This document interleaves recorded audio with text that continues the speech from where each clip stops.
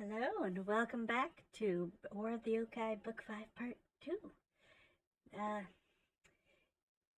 forgot where I was going with this. Shit! Off to a lovely start, aren't we? This is actually the second recording I had to do of this. I tried it last night, and yeah, I could not stop yawning, so I had to scrap about the whole first half hour of recording because I was so tired, and that's what I get for recording at like 10 p.m. So, it's currently recording at 7:17 on 2/22/22. Pretty cool. Oh, and this is part 2. Holy shit!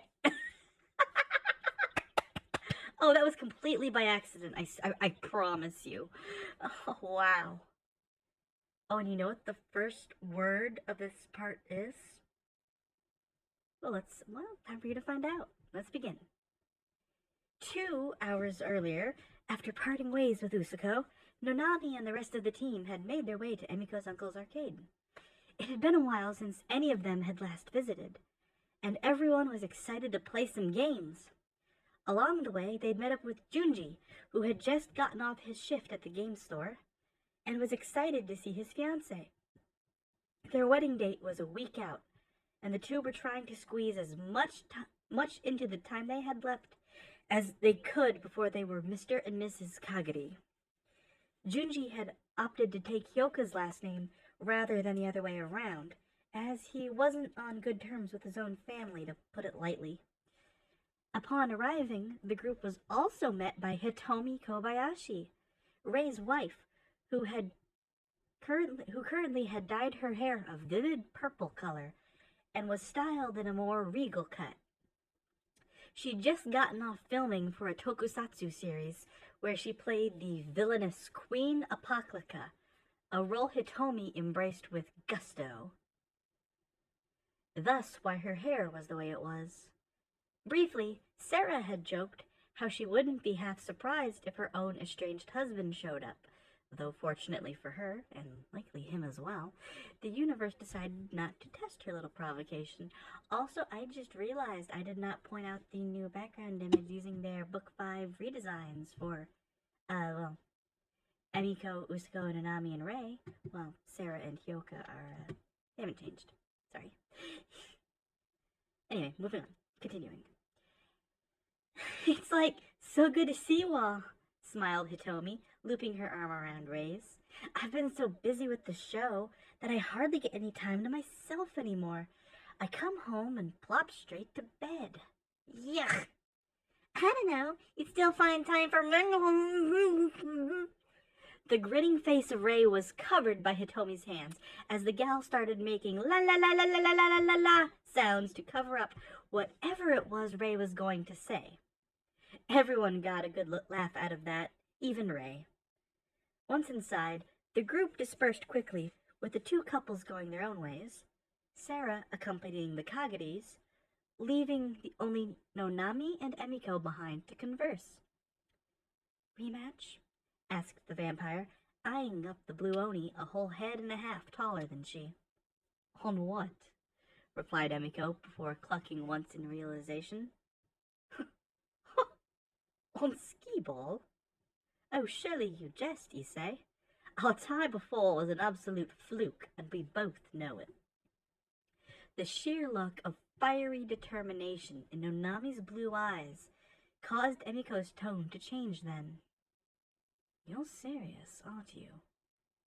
She asked, and Nonami nodded once. All right, one game. To the winner goes the glory. Heads across the arcade turned as the two made their way, side by side, towards the skee-ball machines on the end of the building. No one knew what these two women were about to do, but anyone could tell from the sheer aura of confidence and determination pouring off of them like rain on a flat rock that a battle for the ages was about to go down, and so a small crowd began following them. Upon reaching their destination, a couple people did turn back in slight disappointment, but most of the rest remained to watch, to witness. Before we start, are you well fed? asked Emiko playfully, referencing how the last time they'd played this, Nonami had passed out due to having forgotten to drink blood in her excitement. Last thing we want is a repeat of last time. I had a snack on the way here, replied Nonami politely but firmly. I am ready for this, Miss Sayame. Miss Sayame? Thought Emmy. Oh, yeah, guess you can't call me princess or Ayame right now. Dispelling the brief distraction with a shake of her head, Emiko's resolve solidified as both girls inserted tokens into their respective machines and got to it. As their little ultimate showdown of ultimate destiny began, about halfway across the arcade were Sarah and Hyoka, trying desperately to one-up the other in a game of Mortal Kombat. Hyoka was predictably playing as Sub-Zero, while Sarah had opted for Raiden. Whichever. As for Junji, he had decided to try out the arcade's one-of-a-kind cabinet port of Skyrim to see what the fuss was about. As such, he had been in the perfect position to see a crowd of people running by outside, as if being chased. Strange, he thought as he stepped closer to the large plate glass windows that ran along the entire outer wall of the building. What's with all the commotion? He got his answer almost immediately after, though he certainly wished he hadn't. Standing outside was a large mountain of a man, wearing a bloody butcher's apron and holding a running chainsaw over his head as he seemed to be about to use it to cut a person in half.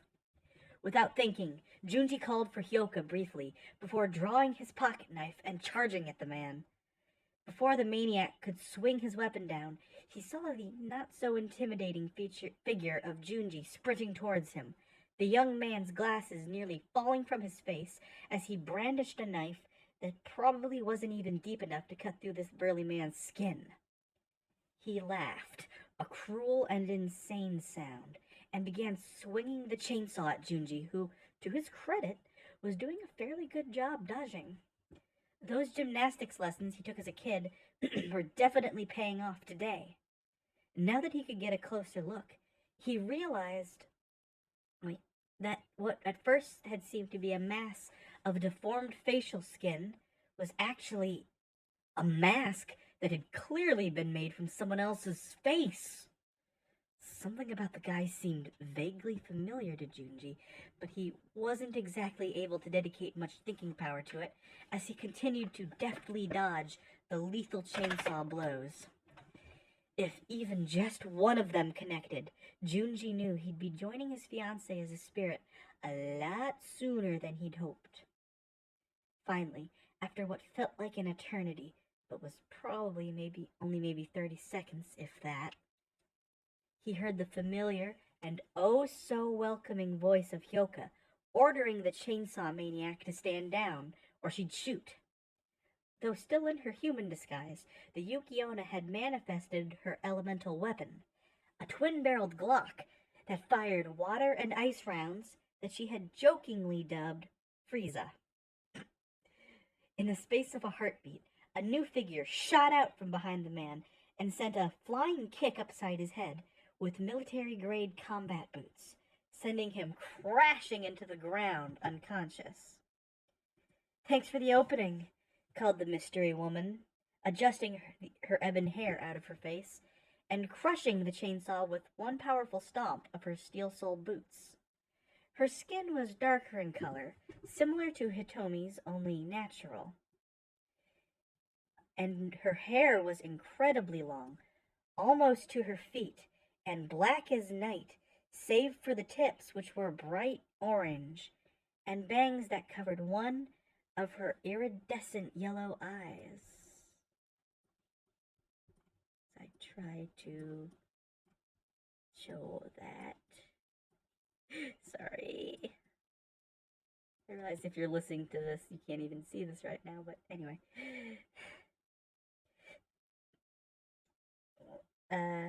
She clearly wasn't human, something evidenced by the yokai crystal she wore as an anklet. "Thank you for the save," replied Junji as Hyoka approached and stood beside her love. "Not a problem," smirked the woman. "You looked like you were in trouble. The name's Drake. Iris Drake. Pleased to meet you." "Well, thank you, Drake-san," bowed Hyoka, quickly stashing her weapon. "You might have just saved my fiancé's life." Junji nodded in agreement, brushing himself off, his expression then turning to confusion. "Hey, where'd old Leatherhead go?" "He wasn't ever really there," replied Iris casually. "He was what's known as a tulpa, a living thought. Best way to describe it is it's like bringing your imaginary friend to life, only it's mean. Like, really mean." "I have to admit, I'm unfamiliar with him myself," said Sarah, having overheard the conversation as she approached, followed closely by Ray. "My question for you would be, how do you know that's what it was?" "Funny that you'd know that, miss. No offense, of course." Iris winced, placing a hand over her brow in embarrassment. "Oh, wow. Yeah, I guess that does make me look hella sus, huh?" she replied with a laugh. "All right, see, I've been tracking these guys for a while now. They're part of this group, some kind of anarchy cult, that are trying to cause chaos around the world. I'm not sure why, but then these guys don't really need a reason, do they? Don't know exactly how they do it either, but they're able to summon tulpas from unsuspecting people, usually that person's worst fear brought to life. I tracked 3 members down to the city, and I've been trying to draw them out for some time."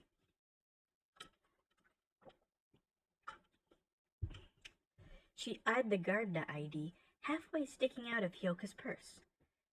Gardner, eh? Maybe y'all could help me then. I'll definitely need the assistance, much as I hate to say it."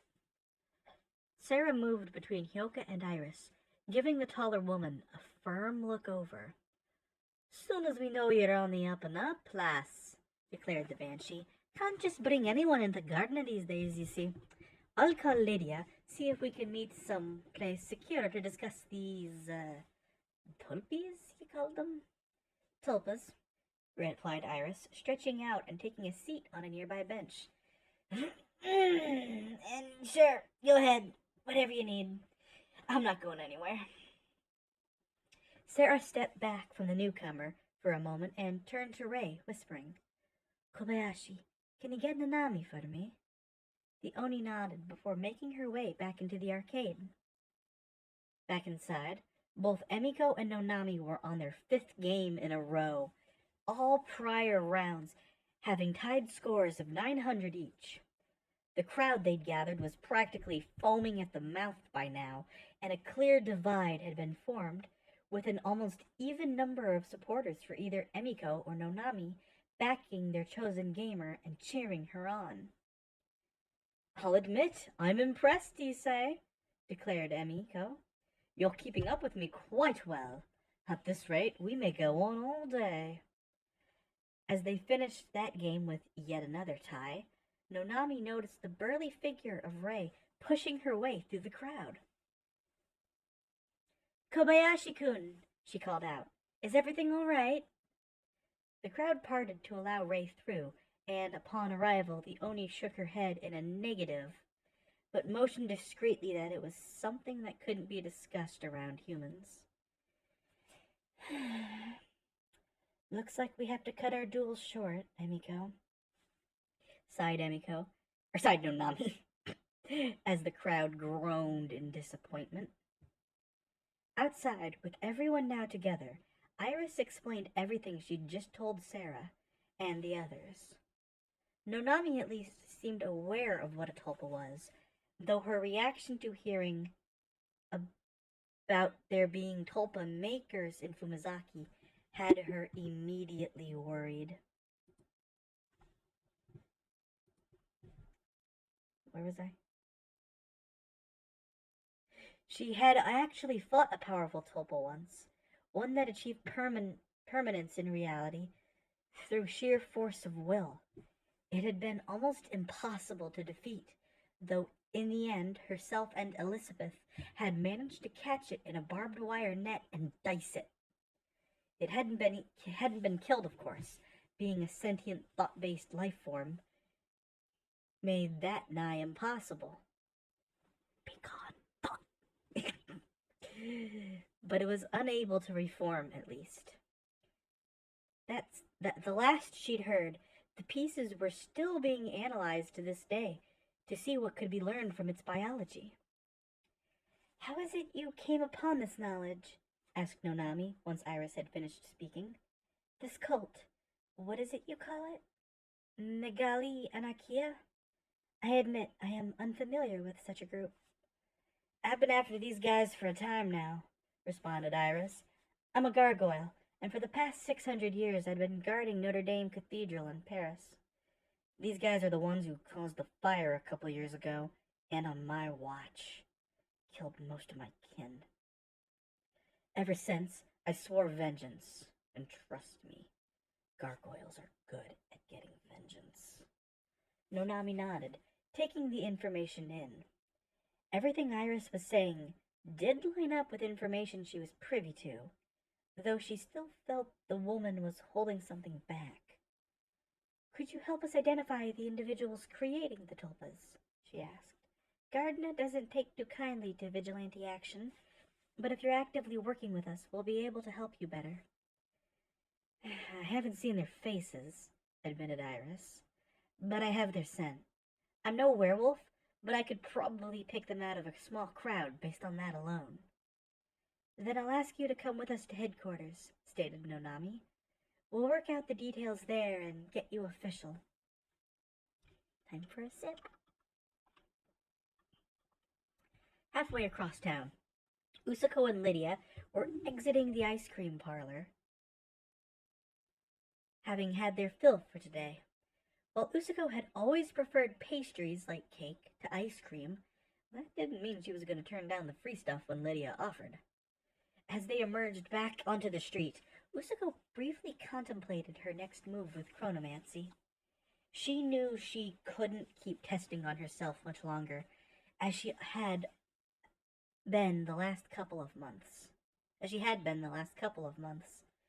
Already she'd aged to about roughly 18 years old, though fortunately she was able to more or less pass off the somewhat dramatic changes she'd gone through as a big growth spurt. Really, the only tricky part to explain was her hair, though since no one but her knew about the tome, she could just get away with a shrug and a, guess I'm just in a phase? Still, she knew if she did much more testing, that she'd start looking more like she was approaching her 20s, than she already did. Don't know why I said rather. So now is probably the best time to finally start on age regression spells. Briefly, she pondered if she could use them on herself without arousing suspicion, but decided against it. That level of change would be too obvious. She had been so caught up in her wonderings that she ran smack into a man in a black hoodie. Before she could apologize to him, the man just roughly planted a hand on Usoko's back and ran off. Weirdo, she muttered, but wrote it off. The man was a foreigner. Maybe he just didn't understand etiquette. Or care. Either way, it didn't matter much to Usoko. She had much more pressing matters to attend to. In fact, as Lydia caught up to her, one of those pressing matters emerged from a nearby tree line and stalked leeringly towards the Pinkette. A figure Usoko was certain she'd never see again. Its gnarled, twisted feminine figure. Its glowing green aura. Its wooden form. Somehow, Spriggan had returned. Usoko let out an unholy roar as she did everything in her power not to transform and throw herself at her sister's killer once more. It was fortunate that there wasn't anyone close by to witness, but her prior utterance could well draw in a crowd if enough people had heard, and one person was too many for Usoko to risk getting hurt. If she let herself give in to the seraphim form, though, she could eradicate Spriggan again, before any witnesses could see either of them, right? Was it really worth the risk? What if she lost control? What if... So, your stained sister is still alive, huh? Croaked Spriggan in that voice that sounded like tree limbs cracking. Once I get done with you, I think I'll pay her a little visit. How about it? Why so serious, Usoko? Sorry. Bat in hand, Usoko lunged at Spriggan with the primal fury only threats on one's family can bring out. At the same time, Lydia finally caught up and saw the two locked in combat. Though she hadn't personally seen Spriggan, Lydia could tell without a doubt that she was looking at her.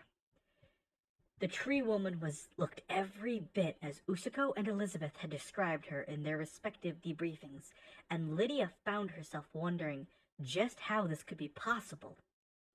Both girls had reported that Spriggan had been reduced to less than ash by Usoko's divine cannon attack, the only signs of her existence being the carbon shadow she'd left in New Atlantis and the few shards of wood that Elizabeth had gathered after the fight for Gardner to analyze.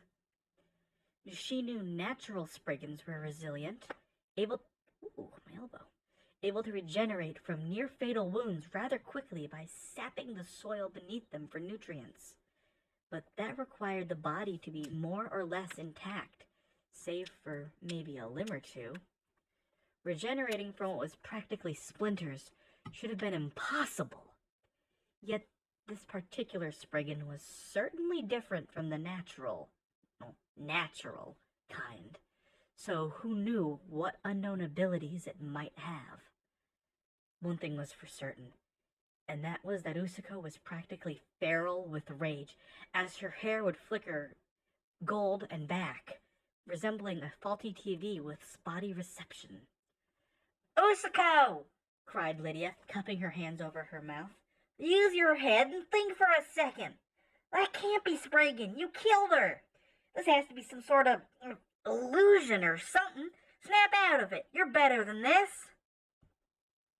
Usoko glanced at Spriggan, who, despite all her bluster, had more or less opted to simply dodge or block most of Usoko's attacks rather than use many of the abilities she displayed in New Atlantis. No shrapnel attacks, no giant claw swipes, and certainly no summoned bears. It was almost as if this wasn't Spriggan at all, but rather something using her form. As the realization set in, Usoko calmed down a little and grinned. "How to know what you really are, but you're not her," she called out mockingly. "I might hate her guts more than anyone else I've ever met, but at least the real Spriggan had the walnuts to fight me. You don't even know how her powers work, do you?" Briefly, a shadow passed over the three, and then the rest of Usoko's friends either descended from the sky or emerged from the nearby brush to lend aid. Among them was an unfamiliar dark-skinned woman Usoko hadn't seen before. Though no one present heard her, the woman, Iris, muttered in disbelief. "Sister?" Both Iris and Manticore had been told by their father that Spriggan had been slain some months ago, though the siblings had known even without the news. Like our Romanes, they had felt Spriggan's death, though not nearly to the severity their father had. It had been more a momentary shudder through their bodies, accompanied by an innate knowing. Though both sisters had felt it, only Iris, it seemed, had mourned the loss. Manticore, it seemed, was much like that Mizuho woman Iris despised, viewing others as no more than tools to accomplish her goals, whatever they may be. Even if that person was the closest thing you had to family. Suppressing the thought, with this shake of her head, Iris watched as the girls briefly fought the thing using her sister's image before it vanished without a trace as Ray tackled it to the ground. It all clicked into place then, and Iris could have smacked herself for her stupidity. Another tulpa, of course. One of the cultists must have gotten to Usoko, and this was the fear that was brought to life. That made enough sense to Iris, who stood back up and allowed the girls to regroup. "Are you all right, Uso-chan?" "Oh, dropped something. I can't reach it," asked Emiko, already checking Usoko for any injuries and finding none. I will be, yeah," sighed Usoko in relief. "Where'd it go? Was it some kind of shapeshifter? An illusion?" "That was another tulpa, I believe," answered Nonami, who went on to explain what Iris had explained to her. When she was done, she then introduced the two. "Nice to meet you, and thanks for the help," smiled Usoko. "Usoko Takibana. Can't wait to work together with ya." "Same," grinned Iris, perhaps a bit too excitedly for the Blue Oni's liking, as she edged just a little closer to her girlfriend. "You're the magical girl, right? The angel? I've heard of you. You saved everyone in New Atlantis." Usoko rubbed the back of her head in embarrassment. She was still getting used to being a known entity now, and still wasn't sure if she enjoyed the small spotlight she'd been given, though it had earned her a free trident from the King of the Mermen, so that was cool. "I don't know if I'd go that far," replied Usoko. "If I'm being honest here, that whole situation would have never happened if I hadn't gone there to begin with." "Well, it doesn't change the fact that you did, though," stated Iris, planting a hand on her hip. "You also saved one of my only remaining relatives, dear Uncle Delefrog, so I wanted to give you this heirloom of his." Iris rustled through the pouch on her hip for a moment, a determined expression on her face as Usoko sighed. "Usoko, did you happen to notice anyone suspicious near you before this tulpa attacked?" inquired Nonami, as Iris continued her search. "Not really," replied Usoko. "Wait, well, there was this kind of rude guy who bumped into me just before. He was wearing a dark hoodie, and though I couldn't see his face, I don't think he was Japanese. Looked more like a white guy." "Caucasian male, then," said Nonami. Aloud, "Well, that narrows it down at least. A little bit." Oh, wait, I read that wrong. That at least narrows it down a little bit." "Aha!" declared Iris, pulling a bracelet with obsidian charms from her pouch and presenting it to Usoko. "This charm bracelet will give you enhanced senses when one is incapacitated. In total darkness, hearing and touch go up. You feel me?" Usoko reached for it, but pulled her hand back just short of taking it. "No, I can't," she apologized with a bow. "Thank you, but I can't take Thank you, but I can't take something like this. You said it's a family heirloom or something, right? I'd feel terrible."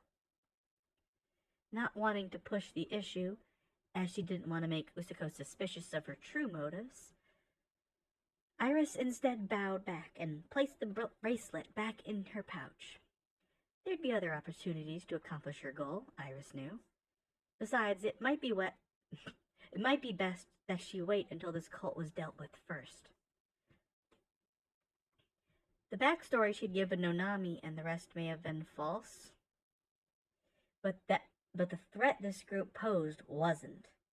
Her father, Aramanes, wanted this Megali Anarchia out of the picture as soon as possible. Their unique abilities made them a potential threat both to his rule and to the world he intended to dominate. Using his own enemies to eliminate one another was an irony he found quite amusing, it seemed. "I'd say it's time we make our way to HQ, declared Nonami. "We've spent enough time talking out here, and I'm sure we could all use the air conditioning, no?" Everyone but the spirits, who were of course always at a frosty temperature, either nodded or vocalized their agreement, and so the party made their way to Gardena, unaware of the impostor among them. Yes, I went there.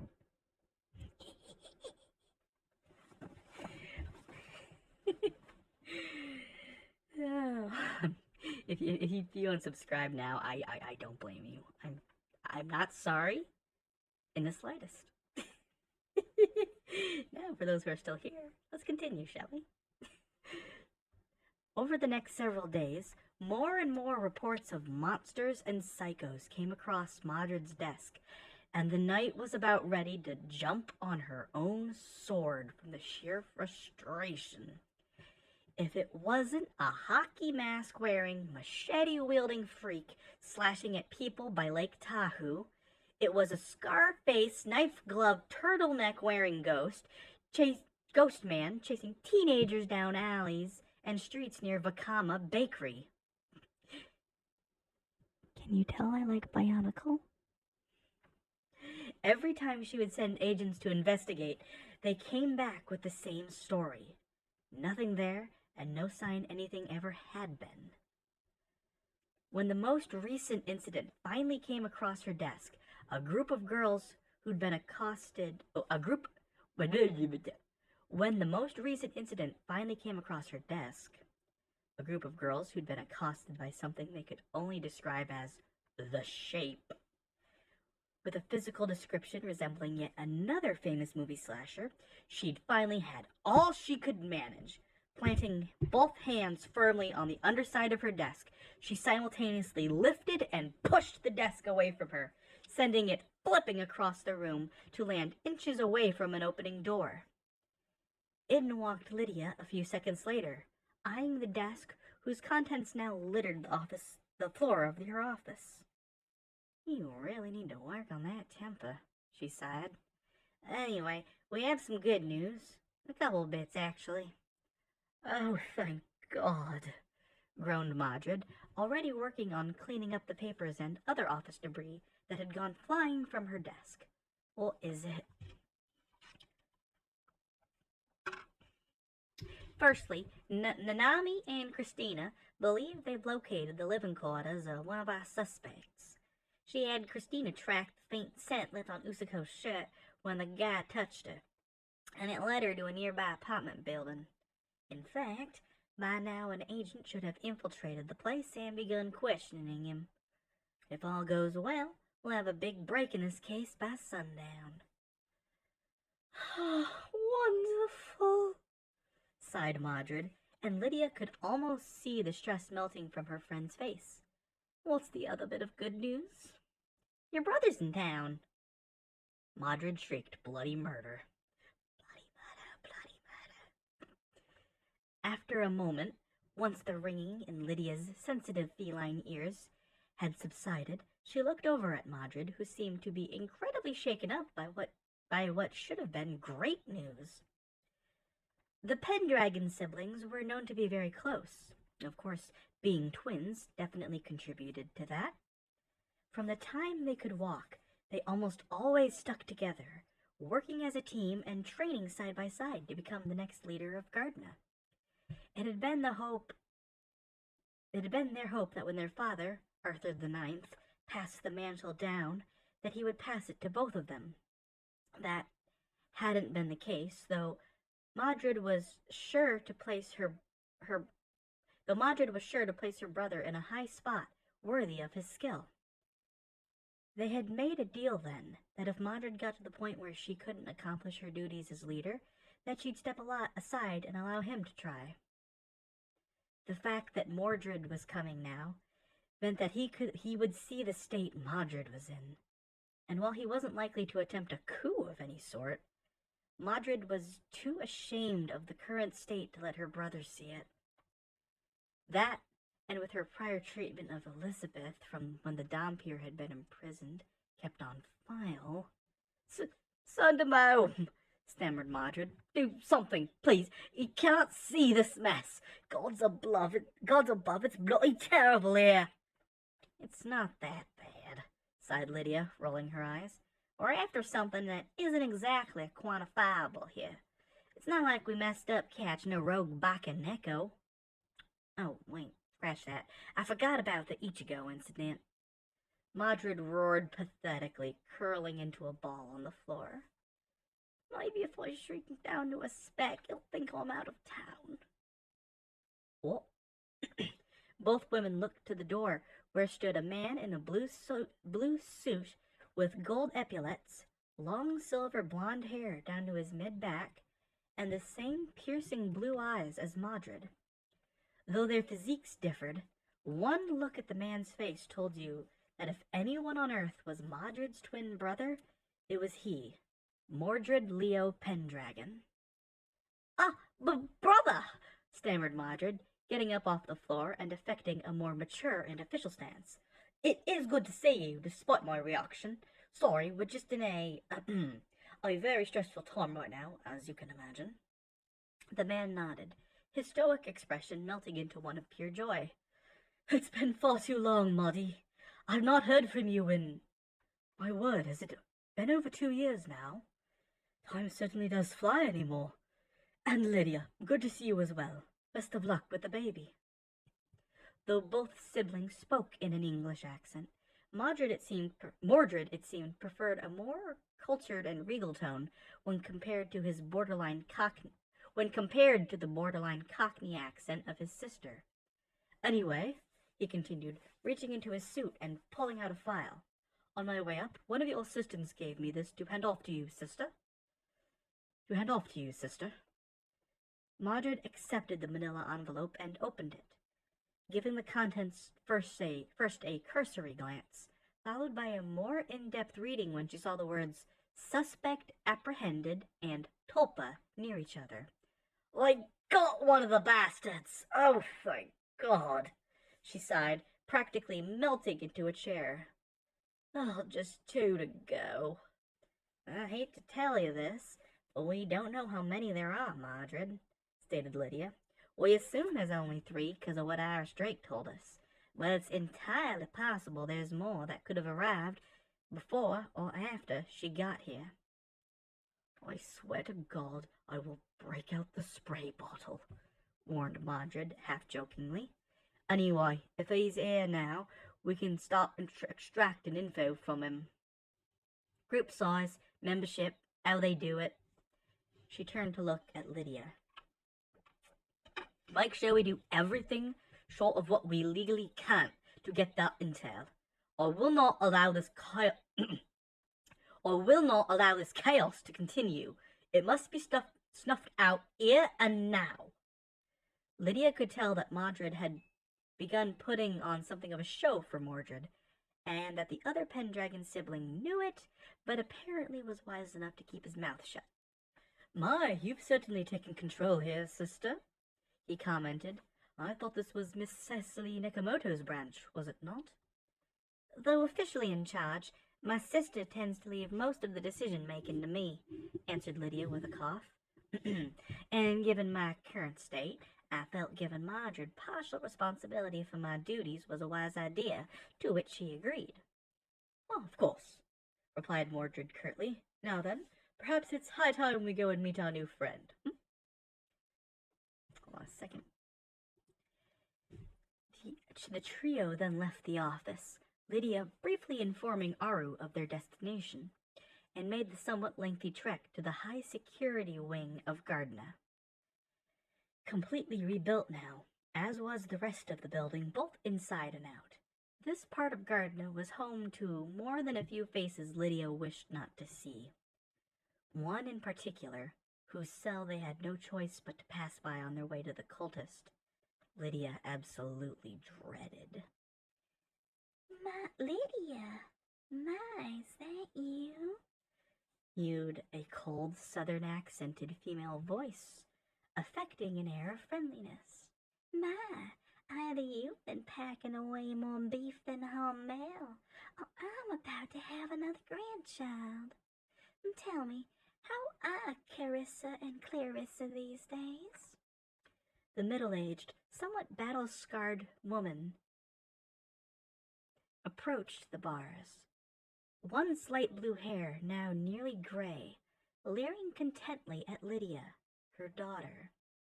The woman's name was Elnie Schumacher, and to say Lydia hated her guts would be both a kindness and an understatement.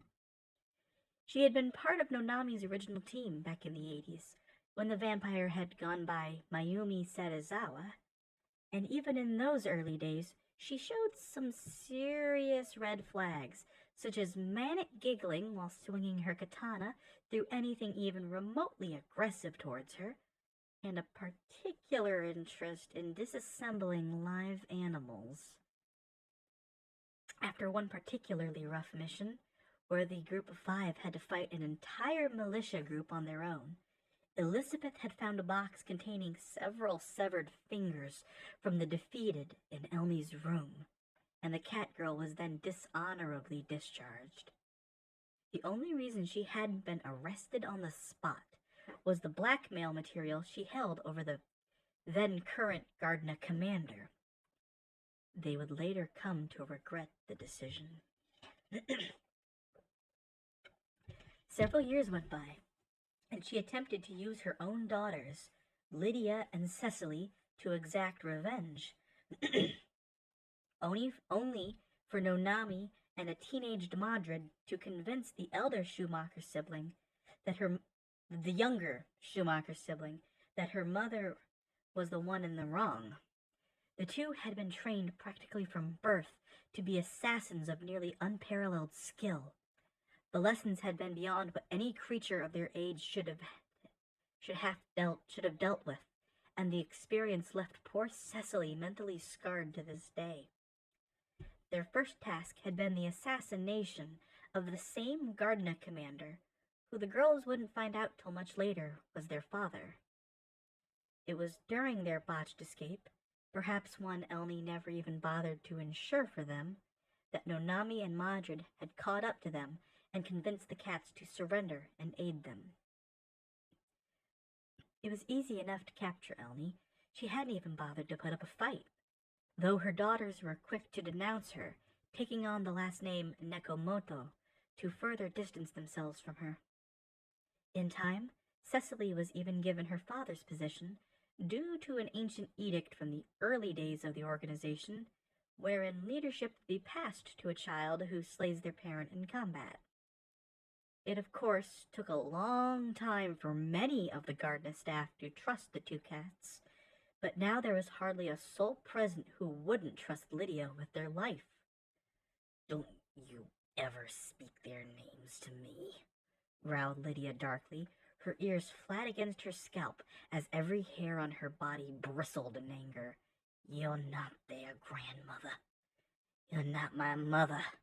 Not anymore. Hell, you never were."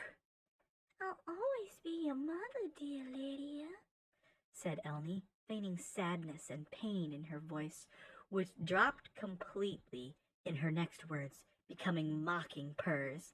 "You're a part of me, Lydia, whether you like it or not. You might have these people fooled, but not me. Not your dear old mommy."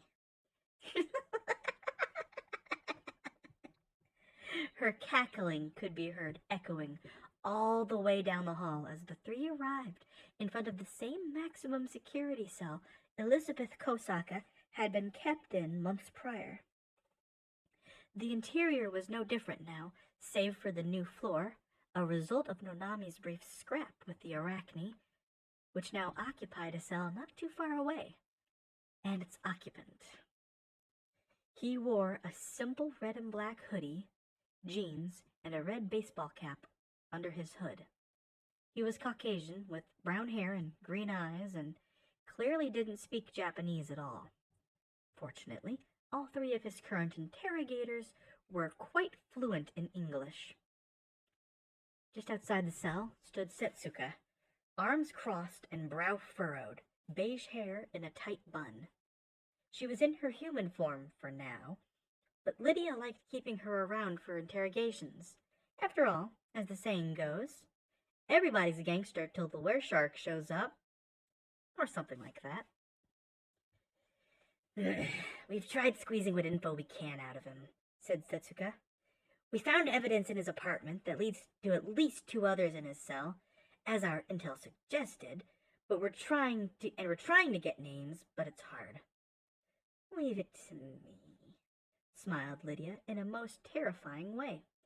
I'll make him squeal. She started towards the cell door, but Mordred placed his hand on Lydia's shoulder to stop her. Lydia, perhaps you should leave this to us, he suggested. With your condition, I'm not sure if you're best suited for, well, I would think you know me better than that, stated Lydia, spinning on her heel to face him. Listen, I'm pregnant, not crippled, and certainly not dead. My body might not be in the best fighting condition, but my mind is as sharp as ever. Turning back, she approached the cell and pulled the door open, lifting the man with one arm as her body contorted and changed. Though colloquially known as colloquially, am I saying that right? I spelled the word. How could I not say it? Hold on. I'm going to pause while I figure this out. Though colloquially known as Nekomata, the species is actually a type of were-creature not too dissimilar to a werewolf.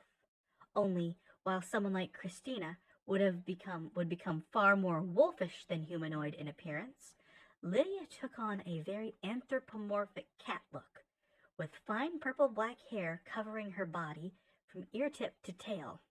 Hooked claws grew from her fingers, and her teeth became sharp as knives. Lydia rarely used this form, even in combat, but knew it was quite good at putting the fear of God in the unsuspecting. Who do you work with, human? She hiss-yowled, her tone measured to a certain inhuman degree to increase potential fear factor in the listener. Tell me now, and I promise you won't be fish food for my friend over there. She motioned with her head towards Setsuka, who morphed into her own carchanthropic form and roared. You don't scare me, he sneered. You think I fear death? I have seen into the eyes of the goddess of fear herself. She has blessed me with the power to make others' fears into reality. You are nothing compared to her. Children playing in the shadows, without the faintest clue as to what true power is. I'll never tell you a thing. It was Modred's turn to sneer. Oh, we weren't aware of your latest title until now.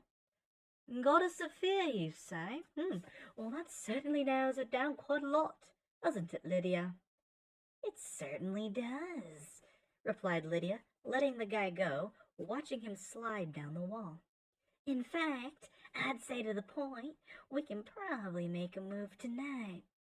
Thank you so much for your help, sir. Wait, you know about Abigail? Oh! He stammered before clasping his hands over his mouth.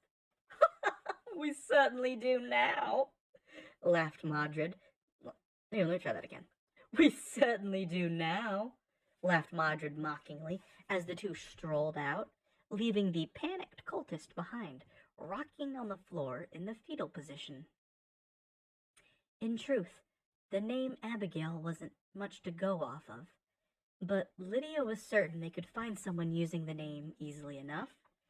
Western names weren't exactly common in Fumizaki to begin with, let alone one as old-fashioned as that. They'd find their mark in no time.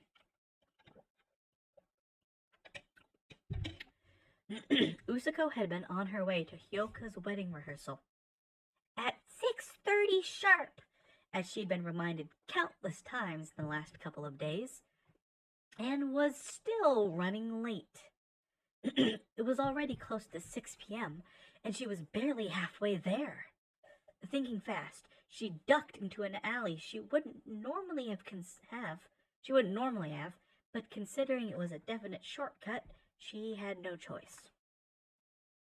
The alley she was taking was one she'd walked through a few times before, though for some reason she found the path darker than usual. It was still only September, so the Pinkette knew that the shortening days couldn't be the culprit, so what? Glancing up briefly, she noticed that the sky was definitely a bit overcast, but that couldn't account for this, could it? As she contemplated, a hand grabbed her by the arm and pulled her into a nearby building as a heavy metal door slammed closed behind her. The hand vanished as quickly as it had appeared, and on instinct, Usako fell into a defensive posture, red energy spheres covering her half-open palms. "I don't know who the hell you are," called Usako into the dark and seemingly empty building, her eyes darting around the room, trying to make out any shapes that could be potential attackers. "But you picked the wrong girl to mess with." "I know well who you are, Usako Takibana," called a female voice from somewhere up above Usako, "and it's long past time we had a chat, you and I. You may disperse your magic. I'm not your enemy. Not at the moment." "You'll forgive me if I don't believe you," retorted Usako, not falling out of her stance. An oddly familiar sigh echoed through the room. "Mother always did say you were stubborn," whispered the voice before saying louder, "All right, I'm going to come out. I just want to talk, nothing more." A girl with blue hair and violet eyes stepped out from behind one of the building's support pillars. I paused the recording, so I don't remember if I read this part or not. If I remember from repeating this, I'm sorry. A girl with blue hair and violet eyes stepped out from behind one of the building's support pillars. With the exception of those hair and eye colors, one might think these girls to be sisters, given their near identical faces. "Who the heck are you?" demanded Usako, allowing the energy in her hands to dissipate, but still maintaining her wary combat stance. "My name is Megami." Well, no, I suppose there's no sense in lying any further. "I told Emiko Ayame that my name is Megami Toriyama, but that wasn't true. You see, my real name is Misato Takibana. I'm your daughter." Before Usako could begin to laugh, Misato pulled out 3 crumpled and folded photographs from one of the pouches on her assault vest and handed them to Usako. "You want proof, I know. Very well, look at these and then tell me I'm lying." Taking the photos, Usako carefully unfolded the first one and took a look at it. She gasped, because what she saw was impossible. Herself, Emiko, and the rest sans Yoka, a bit older than they were now, stood over what could only be the corpse of Aramanes. The second picture was clearly taken in a hospital room and contained only 3 figures: herself and Emiko, both clearly in their mid to late 20s. The former of the pair... Wait. The former of the pair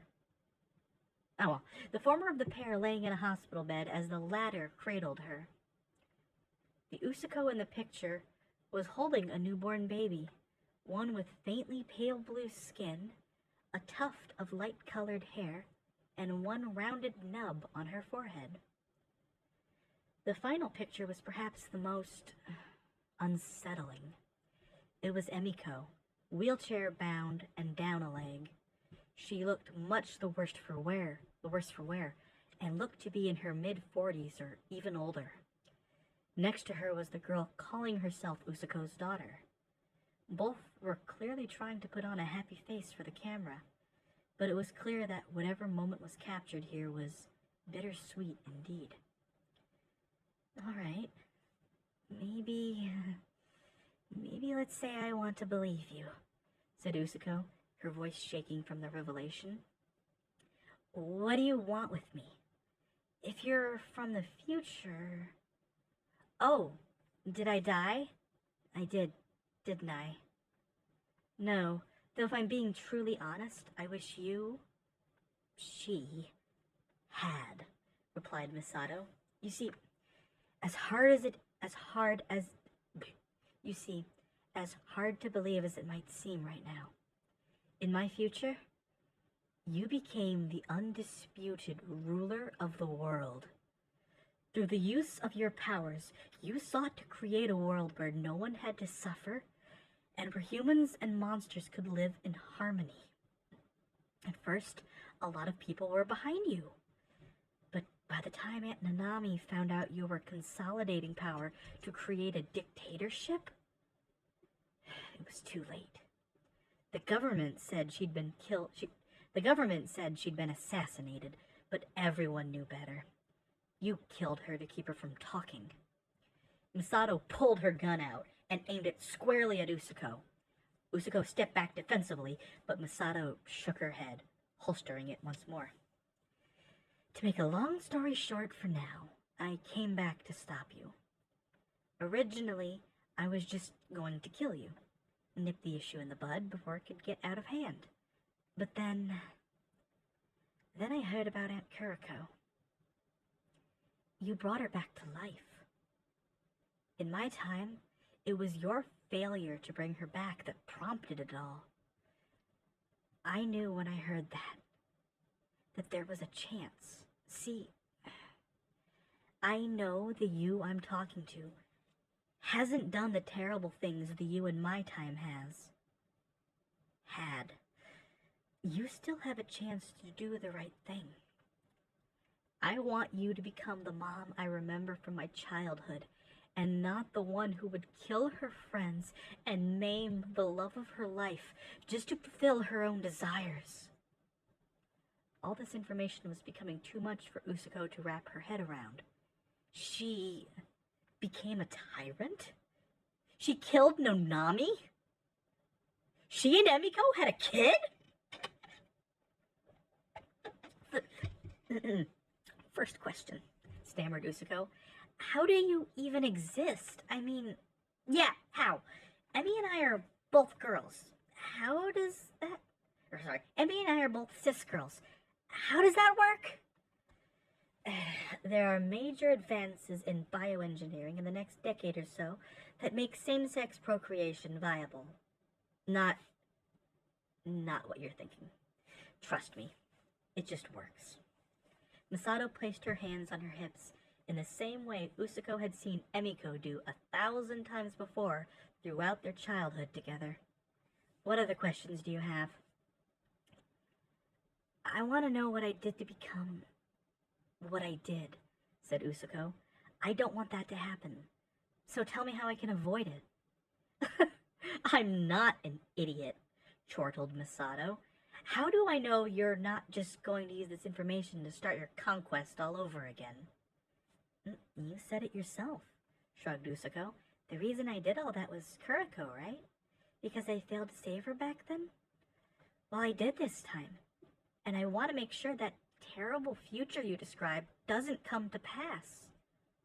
Do you believe me? Frankly, no, answered Misato. But I can't help it either. That said, I'm willing to try. All right, here are the basic events that led to your rise. Gardner, open up! Go, go, go! Move, move, move! With a mighty crash and the sound of many bootsteps on splintering wood, the front door of the house fell over, bashed in by the lead member of Lydia's squad, Setsuka. Oh, that was supposed to be Setsuka. Oh well. A whole squad of heavily armed Gardner agents flooded into the living room, weapons drawn and ready. They had gotten this address by cross-referencing the cell data from their captive with security footage taken from all over the city. It hadn't been easy to pinpoint, but there was almost no doubt this had to be the place. With any luck, sighed Lydia, sat in the command vehicle outside, we'll have caught them off guard. Even still, I don't expect them to go down easy. These types never do they? Smiled Madrid knowingly, rubbing Lydia's tense shoulders. You know, this reminds me of that Asphalt case. You know, this Asphalt case. This reminds me of the Asphalt case. You remember him? The guy with the cube? It's actually a Morrowind reference, but if you get it, you get it. Lydia watched the mission's progress on the monitors. They definitely found the right place, at least. The whole house was littered with books about Tulpa's psychology with an emphasis on fear, and a few texts not even written in a language Lydia understood. Not from this distance, anyway. Yeah, I recall, she replied. And if I recall correctly, he managed to slip past us thanks to some... Oh, that felt good. That feels good. Keep rubbing there. Some, invisibility charm. That's why we got thermals up now. It wasn't long before Setsuka found a big surprise in one of the upstairs bedrooms. A child that looked no more than 14. Long blonde hair down nearly to her feet, messy bangs, and piercing red eyes. At first, Lydia thought this girl was a vampire, but considering she was sat square in a sunbeam, that couldn't have been the case. Right? It didn't take long for Setsuka to bring this girl to Lydia so she could ask her some questions. When she arrived, the girl looked both absolutely terrified and relieved to be out of there. Oh, thank you for rescuing me, she cried, little tears flecking the corners of her eyes. Those terrible people were keeping me locked up. They said I was a god or something. I'm not. Shh, it's okay, little one, whispered Lydia calmly. Why don't you take a seat, missy? Tell me your name for starters. The girl did as she was asked, sitting in one of the open chairs next to Lydia. My name is Abigail Wilson. I'm from America, and I'm a vampire, said Abigail. Those men, they took me a few months ago from my home in Salem. They didn't hurt me, but they did weird things to themselves in front of me. I didn't like it. I don't know why they brought me here. I just want to go home. We'll get you back to your family as soon as we can, smiled Lydia. But first, I need you to tell me everything you can about these people, okay? Masato had just finished her description of future Usoko's rise to power now, and present Usoko was left a shaken-up mess. The things she had heard, some truly awful things that Usoko couldn't believe she could have ever condoned. The decimation of the entire country of France, leaving it nothing more than a crater, just to prove she shouldn't be trifled with. Executing uncooperative world leaders on live TV. And that was to say nothing of the military machine she created, which took every able-bodied person that didn't willingly join and conscripted them to either the front line or hard labor. The Pinkette had to excuse herself twice during the story in order to vomit. To many, the world is honestly a paradise, believe it or not. Now that the fighting's over and people's lives have gone back to relatively normal. But it's peace through tyranny. A world held in the iron grip of an immortal despot no one can hope to stand against. Now do you understand why I wanted nothing more than to kill you when I arrived? Asked Masato. The only reason I didn't was because Mom wanted me to give this. The only reason I didn't was because Mom wanted me to give this version of you a chance. The Uso-chan I fell in love with, the old Usoko. She would be appalled by what she's done. Try to talk sense into her, if she's already down that path. So that's what I'm doing. It seemed the memory was becoming too much for Masato. Her whole body was trembling greatly, and tears began pooling in her stone-hard eyes.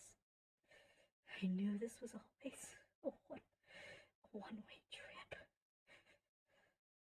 So why does it hurt so much still? It took Usoko a second to realize what Masato meant by that. Her daughter had used chronomancy to go back in time, an act which by its very nature erases the future one comes from. Masato had sacrificed her whole timeline, everything and everyone she'd ever known, for this mission. That hit Usako hard, and she found herself embracing the girl. Listen, Misato, in your time, I might not have been. Okay, I definitely wasn't the mother you needed. But here, right now, let me be, okay? Just let it all out, kiddo. It's gonna be okay. The two stayed like that for quite a while, nearly half an hour, before Usako's phone started going off. Texts from Sarah, Ray, and Nonami blaring at once. It was then that Usako realized she was late for Hyoka's wedding rehearsal. Oh shit! Oh, hey, Masato, oh god. I'm so sorry, but I gotta run. But hey, you wanna come with? I'm going to Hyoka's wedding. Well, the rehearsal anyway. The real thing's tomorrow. Hyoka, said Masato, as if trying the name out. I don't remember ever hearing about a Hyoka. How strange. Yes, I'll come with you. Lead the way, Usako. In no time at all, the two Takibanas arrived at Tsushima Park, where the rest of the gang was assembled, everyone looking more than a bit annoyed at the Pinkette. At last, the maid of honor graces us with her presence, jibed Nonami. Sorry, everyone, smiled Usako awkwardly. Me and my friend here just got talking about some serious stuff, and I honestly lost track of time. I promise I'll explain it all later. You better, huffed Hyoka, steam wafting from her head. Emiko, of course, immediately recognized Misato, or Megami as she knew her, but didn't say anything. There were more important things to worry about at the moment. After all, the wedding wasn't going to rehearse itself. It took only about an hour altogether. Certain lines were practiced aloud, and with Hyoka being uncharacteristically harsh with the timing on people's movements. She apologized quickly upon realizing her rudeness. She just wanted to make sure the next day went off without a hitch. What no one present knew, however, was that rehearsal or not, tomorrow was never going to go off without a hitch. And that is where we're going to end things for right now. If you no longer see Usako in the same light, I cannot blame you. I don't know where that plot twist came from, but I thought it was a pretty good one. So, what did you think? I hope you've been enjoying the story. Again, this probably, like I said in the first one, this probably will not be up till freaking July. I'm thinking at least, you know what? Maybe May at the earliest, but probably June or July. Yeah, hope you enjoyed. What do you think is gonna happen at Hyoka's wedding? Put it down in the comments below, and I'll see you in the next one. So until then, take care, have a good one, and bye, Anara.